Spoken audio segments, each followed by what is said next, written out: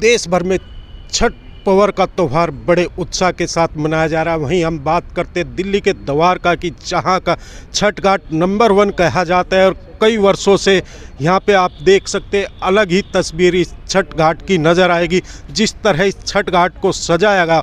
और मैं आपको यह भी बता दूं, पिछली बार यहाँ पर 30 छठ घाट थे और अब के 39 छठ घाट बनाए गए, जिनमें कि एक स्पेशल छठ घाट भी बनाया गया जो बिहार की सिंगर थी, जिनके गाने बड़े फेमस थे, उनके नाम से भी यहाँ पे छठ घाट बनाएगा। तो हम यहाँ पे बात कर लेते जी, क्या कहेंगे यहाँ पे जिस तरह देख रहे कि शारदा सिन्हा जी के नाम से भी एक छठ घाट बनाएगा जो बड़ी फेमस थी।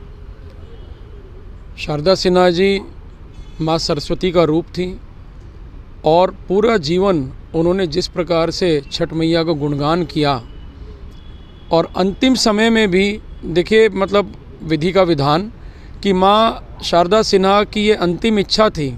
उनका जो अंतिम एल्बम जो रिलीज़ हो रहा है, कल उनके बेटे को मैं सुन रहा था तो उन्होंने यही बताया कि उनकी इच्छा ये थी कि ये एल्बम रिलीज़ किया जाए और एल्बम का जो पहला गीत है उसमें जो उन्होंने बोला है वो बहुत ही भावुक करने वाला है हम सभी को।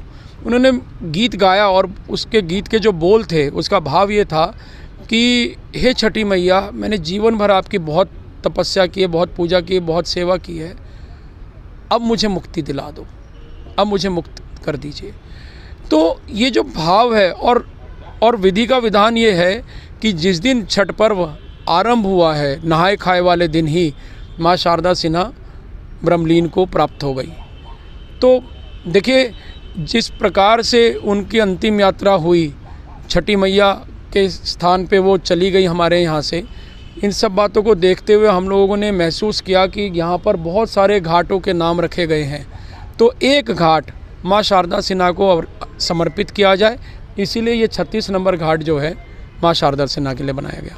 सर, जिस तरह 21 वर्षों से लगातार यहाँ पे छठ घाट बनाया जाता है, हर साल बढ़ोतरी भी होती है और पिछली बार मैंने देखा जो यहाँ पे जो पूजा होती है उसमें बाहर से लोग बुलाए गए थे, अब के कुछ ऐसा ही नज़र आएगा या उससे भी कुछ अलग नज़र आएगा? देखिए, आप स्वयं पहले भी आप यहाँ पर आए, आपके चैनल के माध्यम से आपने छठ पूजा को बहुत अच्छी कवरेज दी है। यहाँ पे बहुत व्यापक व्यवस्थाएं होती आई हैं, इस साल हम लोग किया ही है। इस साल और भी बहुत सारे श्रद्धालु, बाहर से भी फ़ोन आ रहे हैं, इंडिया के बाहर से भी, कि जो लोग हिंदुस्तान आ रहे हैं, दिल्ली में आ रहे हैं, तो वो खुद कह रहे हैं कि हम लोग यहाँ पे छठ पूजा करना चाहते हैं। क्या पहले की तरह व्यवस्था है या पूजा हो भी रही है या नहीं हो रही? कई लोग संशय की स्थिति में भी थे, तो हमने बताया कि यहाँ पे हर साल पूजा होती है, होती रहेगी और बहुत सारी व्यवस्थाएं अच्छी हुई हैं, तो सब लोग यहाँ पे पूजा करने आएंगे। तो और भी लोग यहाँ मौजूद हैं, उनसे भी हम बात कर लेते हैं, उनका क्या कुछ कहना। जी, आप क्या कहेंगे? जिस जगह पे हम लोग खड़े हैं, आज से 21 साल पहले ये एक घाट के रूप में हम लोगों ने स्टार्ट किया था और 21 सालों में आज 39 घाट पे हम लोग पहुँच पाए हैं। दिल्ली का ही नहीं, बल्कि मैं ये कहता हूँ कि हिंदुस्तान में जहाँ जहाँ छठ की पूजा होती है, कहीं ना कहीं भगदड़, मारा मारी, भीड़ भाड़, उन सब से हट कर के एक शांत जगह जहाँ वाकई पूजा होती है, हम लोग प्रयास करते हैं कि यहाँ पर आने वाले छठ मैया के जो व्रती हैं, उनके साथ आने वाले कोई भी जो लोग व्यक्ति आते हैं, उनको जरा भी एक कंकड़ का टुकड़ा ना लगे। कारपेटिंग की जाती है और पूरा मंडप अगर आप देखें, करीब 10,000-12,000 लोग यहाँ पर आते हैं। हम लोग प्रयास करते हैं कि इतना अनुशासन में रहें, पर्यावरण के हिसाब से भी हम कोई बम पटाखे नहीं चलाने देते हैं और अर्घ के समय में जिस तरह दूध और गंगा जल की व्यवस्था होती है, वो सारी ये समिति करती है अपनी ओर से।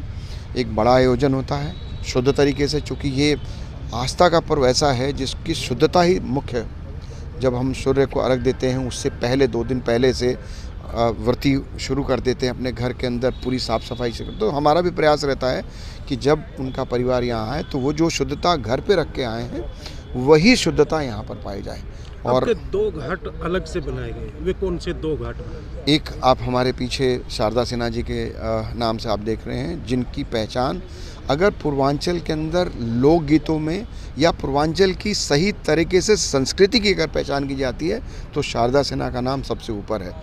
आज वो हम लोगों के बीच में नहीं रही है, उनको श्रद्धांजलि देने के लिए ये घाट हम लोगों ने उनके नाम से बनाया है। दूसरा, हम लोगों ने यहाँ एक सरयू घाट बनाया, भगवान राम का जो मंदिर का निर्माण हुआ है अयोध्या में, उसके नाम पर एक हम लोगों ने सरयू घाट का निर्माण किया। वैसे तो पिछले वर्ष हमारे 30 घाट थे, इस साल 9 और बढ़े हैं, 39 घाट हो गए, लेकिन चूंकि आपने 2 का विशेष पूछा तो मैंने उनका नाम बताया आपको। द्वारका और आसपास के लोगों को क्या संदेश होगा, क्योंकि कल से छठ पूजा होने जा रही है, लोग बाग शायद 2 बजे या 3 बजे से आना यहाँ पे शुरू हो जाएगी। पिछले 4-5 दिनों से हम लोग, जब से ये घाट निर्माण और ये सब चीज़ की तैयारी शुरू हुई थी, तब से हम लगातार दीपावली के बाद से दीपोत्सव कर रहे हैं। आपने देखा होगा बहुत जगह दिए जल रहे हैं घाट पे, और जितने भी लोग इस घाट के संग जुड़े हुए हैं वो लगातार आ रहे हैं।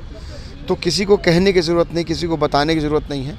ये पहली बार मतलब ये ऐसी जगह पे है जहाँ लोग दिल्ली से बिहार और यूपी की तरफ जाते हैं। इस घाट पर बिहार से लोग आते हैं, उनके बच्चे यहाँ रह रहे हैं और वो कहते हैं कि नहीं साहब, इतना बेहतरीन घाट और इस तरह की पूजा हम लोग वहाँ नहीं कर पाते, इसलिए हम लोग यहाँ शिफ्ट हो रहे हैं। बहुत ही अच्छा नज़ारा रहेगा। मैं निवेदन करूँगा आपके चैनल के माध्यम से कि सभी लोग इसके साथ जुड़े और यहाँ पर आएँ, पूजा का आनंद लें। धन्यवाद। चलिए, हमने यहाँ पे लोगों से बात की। मैं एक बार यहाँ पे आपको दिखा देता हूँ कि जो छठ घाट है उस पे एक सजावट आप देख सकते हैं। छठ घाट यहाँ पे बिल्कुल तैयार हो चुके हैं, पानी भरा जा रहा, और भी जो व्यवस्था है वो लगभग सारी यहाँ पे कंप्लीट कर दी गई है। और मैं आपको चलते चलते ये भी बता देता हूँ कि पिछले 21 साल से इसी तरह यहाँ पर ये रौनक देखने को मिलती है। और जैसे ही दीपावली पे आप दीपों की रोशनी देखते हो, ऐसे ही यहाँ पर आपको ये रोशनी दीपावली के बाद लगातार यहाँ पे देखने को मिलती है।